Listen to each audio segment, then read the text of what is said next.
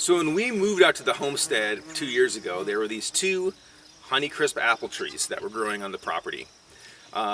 When spring came, between the 2 trees, there was a total of 3 flowers between both of the trees, and obviously we didn't get any apples.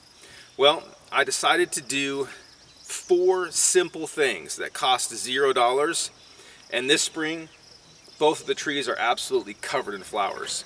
They're simple things that anyone can do. I'm no expert. But they were basic things that made all the difference in the world. And on this How We Do What We Do episode, I'm going to show you exactly what we did. From city life to the country life on the homestead, we brought our unique set of gifts and talents to the table. But we've also learned a few things along the way. From DIYs, homestead tips and tricks, how-tos, design ideas, recipes, and cooking and more. This is How We Do What We Do.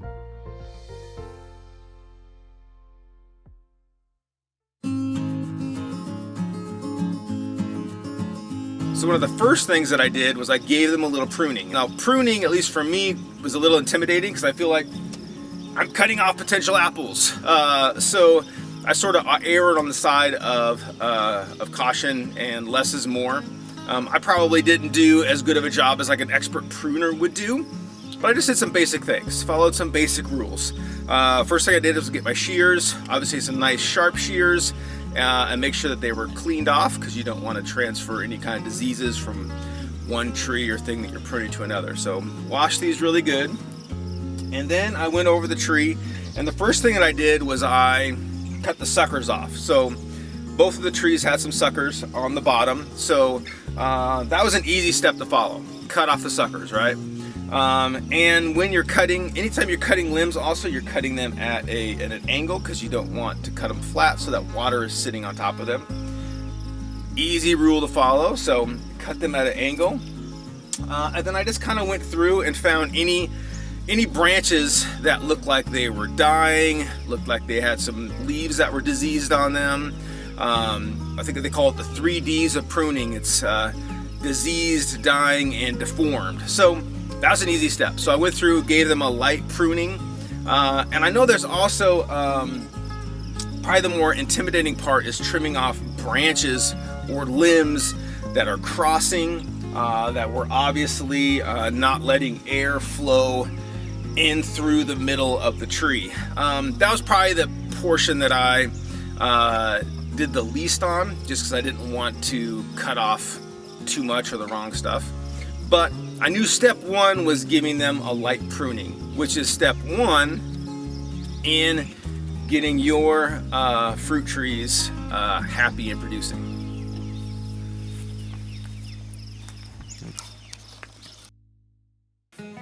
So the next thing that I did was utilize a resource that we have a lot of around here, especially in the fall and winter time, and that is wood ash.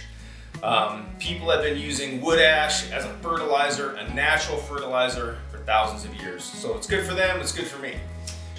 Wood ash is packed full of potassium and calcium, which your trees are going to love. So I know for everyone who says that you shouldn't do something, there's going to be someone who says you should do something. So I know there are people who would advocate against using wood ash, but wood ash has been great. Wood ash worked for me. I can't argue with the results. And all you do is collect a little bit of it. I mean, of course, anything in excess is not going to be good. So everything in moderation. So I collected some wood ash, put it in a little bucket, and the second thing I did after pruning was sprinkle some wood ash around the base of the fruit trees. That is step number 2.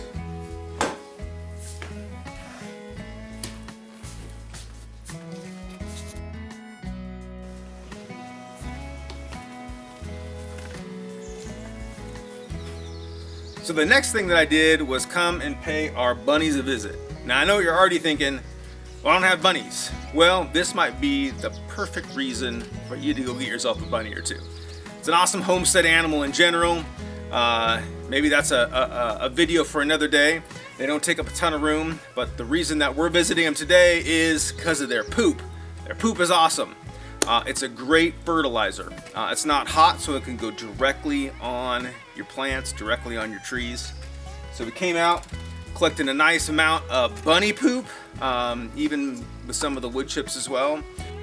So as far as poop goes, bunny poop is pretty, just these dry little balls. They don't stink, and they're just awesome fertilizer.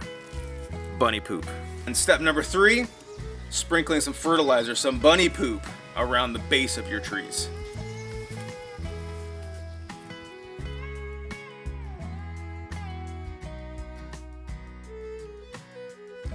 So the fourth and final thing that I did was come out to the chicken coop. Inside the coop on the ground we have straw, and that is an awesome mulch pack full of chicken poop. So what I did once in the spring and once in the fall is get a nice amount of that straw from the chicken coop and pack it around the base of the trees, so that through the course of the winter and through the course of the beginning of spring, as it's raining, all that nutrients is slowly going into the ground and feeding those trees. The mulch is also great during the winter, adds a nice layer of protection on the roots beneath the tree. So those are the 4 steps that I did to get our apple trees producing and looking amazing. Hope you give it a try. If not all 4, it could have been one of those steps that was the magic key, but those 4 things worked for me. Took our apple trees from no flowers to covered in flowers in 1 year. So go and give it a try.